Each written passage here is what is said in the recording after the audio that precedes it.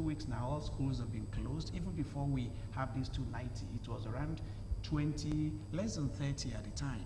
All the schools were closed, primary, secondary, and all the tertiary institutions were all closed. And effective from 2 days ago now, all the pub, what you call like the bars. Yes, the bars. Yeah, all bars are closed now up until the end of the month, and this is subject to review. The Prime Minister said that yesterday.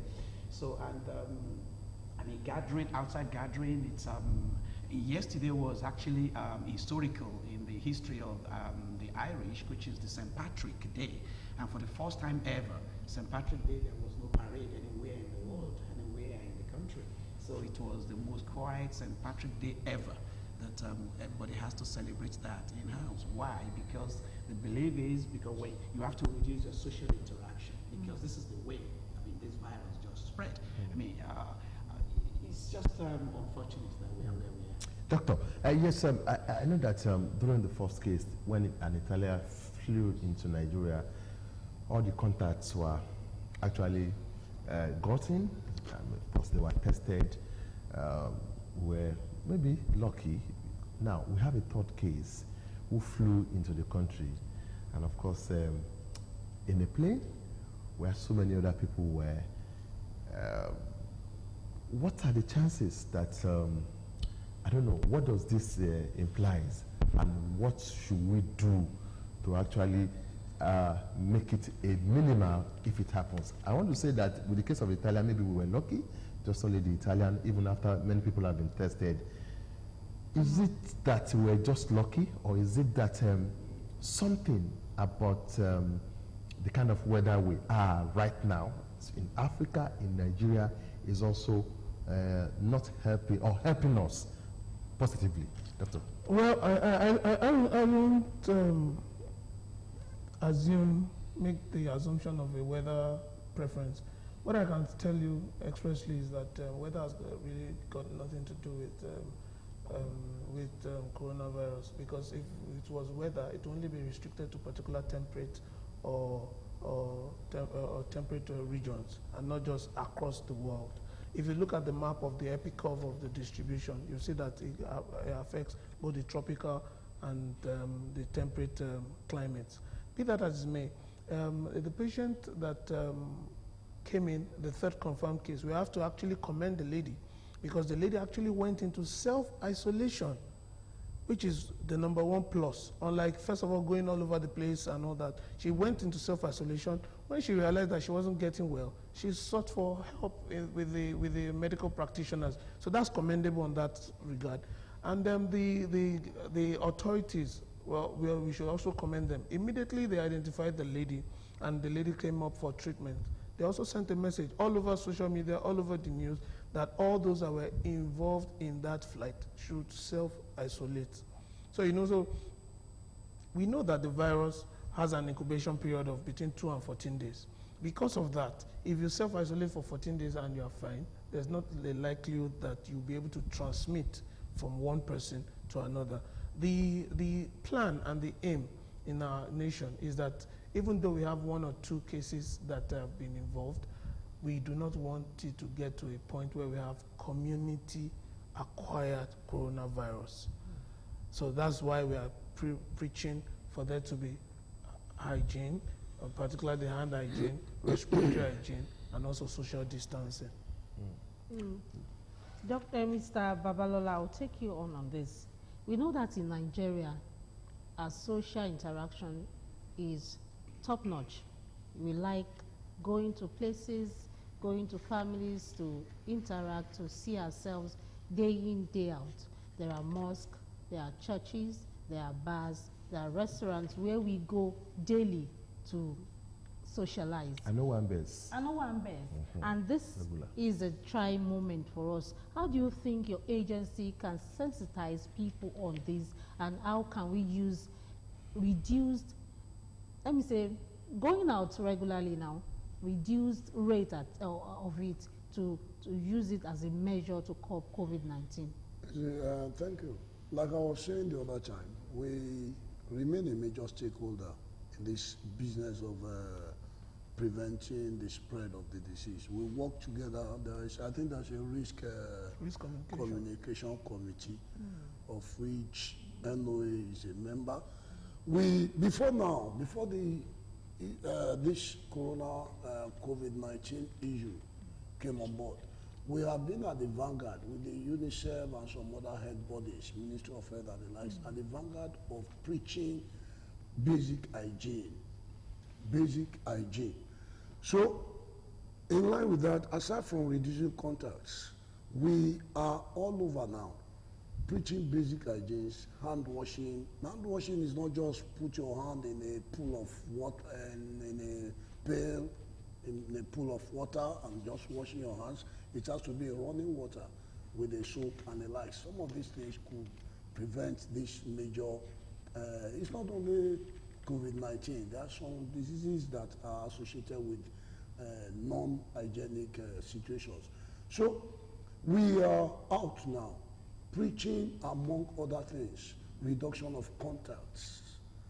Like we jokingly did when I came in and saw him. I forgot, I was about to shake his hands. The man did like this. And jokingly we said there is a funny way of doing it. That's leg shake. Leg shake. So we are beginning to preach some of these things. They may sound funny, but the truth is that you just have to reduce contact. So we are going about our officers nationwide, aside from officers at the state level, the local government officers, they are supposed to report activities in the area of reduction of sensitization on COVID-19 on bi-weekly basis. Twice in a week, they must send in reports, and we on daily basis must report our activities. We have a platform to our national office. So it is part of our activities that we are preaching the fact that people should reduce interactions.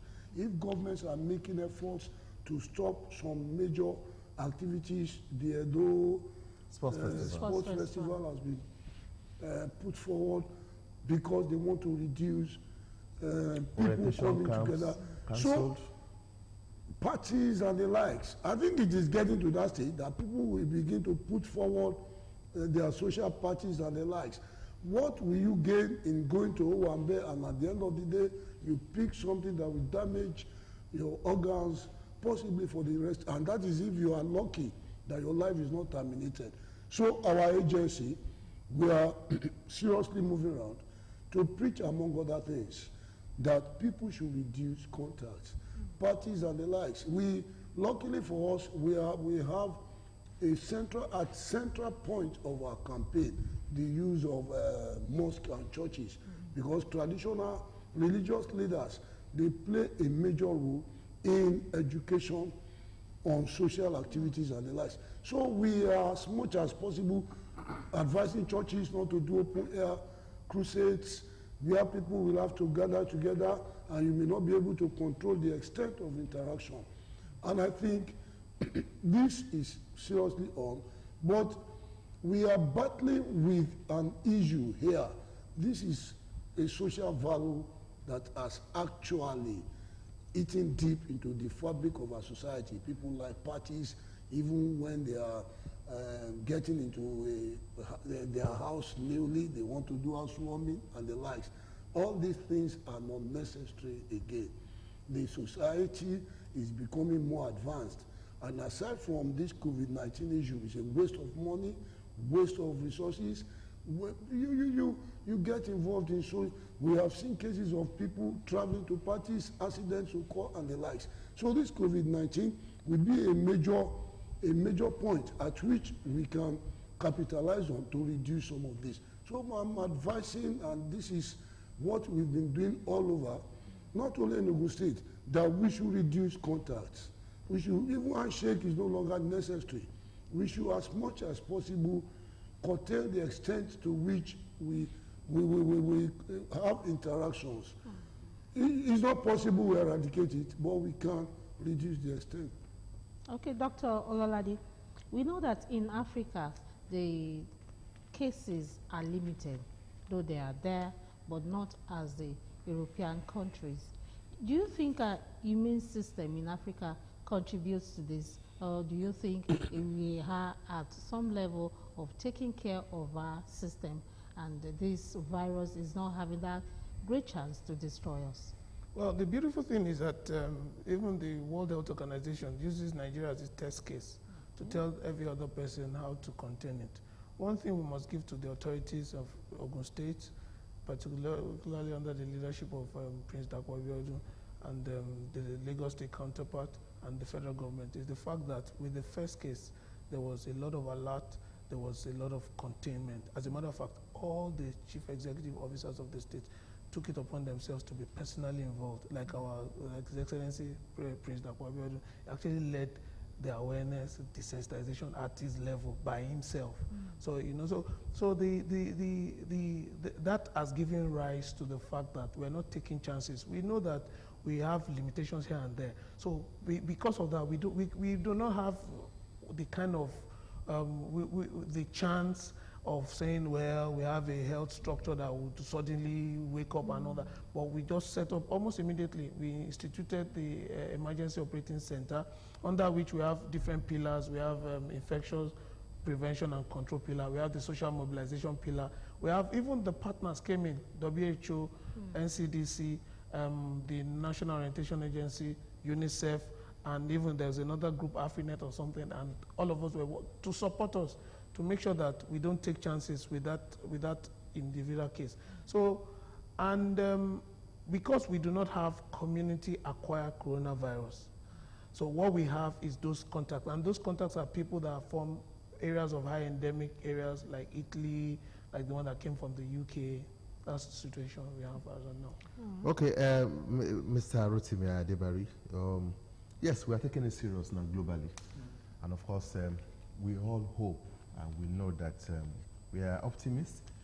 We have that optimism that at a point in time, we are likely to clinically contain the COVID-19.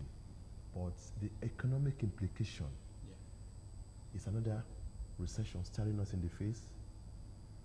What is the implication? Of course, that is a very serious one that every government needs to be looking into now, the economic implication of what we are going through at the moment. If you were watching the news last night, or as of yesterday, you actually discovered that in America, the president was proposing $1,000 US for every cash now in hand for every American to be able to support them in the current dispensation that we are in. And then in Ireland, for instance, the government has they've set aside about 3 billion euros, to be able to attend to the social welfare needs of the people, because they know that as we speak, actually over 100,000 people have lost their jobs. Well over 100,000 people. This is in Ireland. And I can tell you that globally, if you look at those who have lost their jobs, it will be going into, hundreds of thousands. And then the airlines are struggling at the moment because nobody is traveling at the moment. And then, so they are all calling for help and support from the governments of the different countries that they are all based. So all these are coming to happen. And in Nigeria, for instance, you have to remember now that even by the time the budget that they are working on now was put together, I think the base price of the crude oil was around 50-something US dollars. And then that has, the price of dollars now keep crashing. And what that means for Nigeria is that, which of course an area that government should focus on now and begin to educate the people that a tougher time lies ahead. I'm not supposed to do that for them. They need to begin, because all countries of the world are doing that now, to let their people know that a tougher time lies ahead. And it's going to be tougher here because our main source of income, which is crude oil, the price is crashing and the world is sneezing now. And then when the world sneezes, the developing countries are the ones to first catch colds. So we're going to catch cold soon if we have not started. But we need to let our people know that tougher days lies ahead. That is what all other countries are doing now. The implication is going to be severe, because and to what millions or to what billions, I don't think anybody can put a figure to it now. But there is no doubt that a very, very tougher time lies ahead. So the summary is prepare for the hard times. Yeah, the hard times lies ahead. We've got any hard times coming. Mr. Babalola, looking at the nature of our people, we know them when it comes to this issue of orientation. Looking at their social beliefs, their religious beliefs, some people will tell you, it doesn't really matter. I'm a prayer warrior. I can't conquer coronavirus. Some people will tell you, Semea Igbono, just put to Google and something, and of course, it can't stay here. How do you see that challenge in trying to actually synthesize them that this is real? Do you see Nigerians taking it as real and taking it serious? The beauty of the country we are into and our people is that, in as much as I agree with you that religious beliefs, traditions, and the likes, we tell them, my God is there, nothing can do for me, you cannot dispute the fact that we don't want to die. And because people does not want to die, anything that threatens their lives, they want to take it very serious. Are you aware that even in churches and in mosques, people are going into churches and mosques to preach the gospel according to prevent coronavirus, COVID-19? So once this happens, the fact that they have seen evidence, even in the country here, the Ewekuru, the Lagos incidents are clear cases that COVID-19 and its effects are real in the country. So people are actually eager to receive messages on how they can prevent it. So we don't see that as a challenge. The only thing is that the business of orientation is not a conclusive exercise. It's a continuous process. You speak to one today, two will receive your message. Speak to 2, 3 tomorrow, additional figure will receive your message. So it's a continuous process. And don't forget, people are used to a particular orientation, like the one there and the likes you are talking about.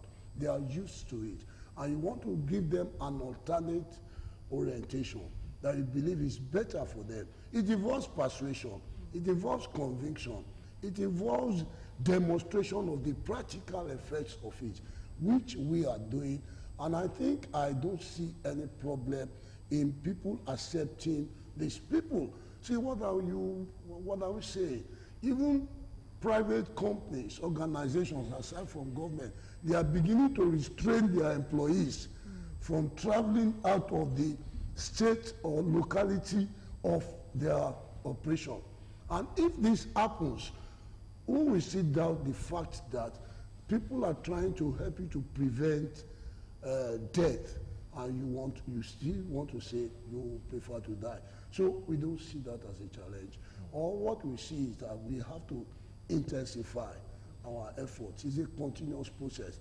You will still find some people, like you have said, saying it existed in our forefathers' era and nothing happened. But at the end of the day, gradually we shall get to it. And that is why we have not recorded more than the number of cases we have received. Because Nigerians, we are very fearful. Anything that, now we are talking, immediately a sharp sound comes in now. I'm sure you may be the first person to run away. So this is the advantage that we take our lives very serious, and anything that threatens our existence, we don't joke with. Dr. Olade, prevention, they say, is better than cure, and that is why you love government proactiveness, shifting the National Sports Festival, cancelling orientation camps, and of course banning officials from traveling. By the end of the day, we are likely to hear from the football people, maybe postponing the league, even though just 3 cases recorded. My question is, has it gotten to that stage also in Nigeria? I know that, especially when it comes to this religious, if it has gotten to that stage, should government not do more and be a little bit autocratic? Because to actually call people from performing their religious rites in mosques, in churches, in crusades, just like you said, can we get over it in Nigeria? Well, you know, the cost of cure is in multiples of the cost of prevention. And prevention, they say, is always, always better than cure. Now, just take a South African example. In South Africa presently, every gathering of more than 100 people has been restricted. The president, Cyril Ramaphosa, made mention of that on Sunday. Nigeria is already taking a cue from that. We are restricting the National Sports Festival that is going to bring people, make people travel from all over. The National Youth Service Corps orientation camps. I mean, irrespective of the fact that we're doing awareness for them, we still feel the government has in their right, they have thought it wise that they should still go home and be self-quarantined for that period. And the truth is that the sensitization is ongoing, and it will definitely increase to such an extent that we do not expect that in this country we'll have community acquired. The aim is that once we do not get past that crucible of contact to community, you know, there's a marked difference between when it's one person to one person than when the virus is all over in the community. So such that, you know, so if in limiting all the major gatherings, it will help to reduce. For example, we know that if we have the National Sports Festival, for example, there might be scouts from all over the world that need talent. As orientation camp is going on, there might be people that are traveling in and out, trying to get to recruit core members. So, you know, so anything that will help us to restrict that is advisable at this point in time. Okay, you mentioned before you come with your question. Let's us just look at another clip. This time from South Africa, declaring ban on some countries, just to know the extent some governments are going to actually fight, to curb it and fight the spread, so to say. This is an experience from South Africa. We'll be back. Iran, South Korea, Spain, Germany, the United States, the United Kingdom, and China as from 18th March 2020.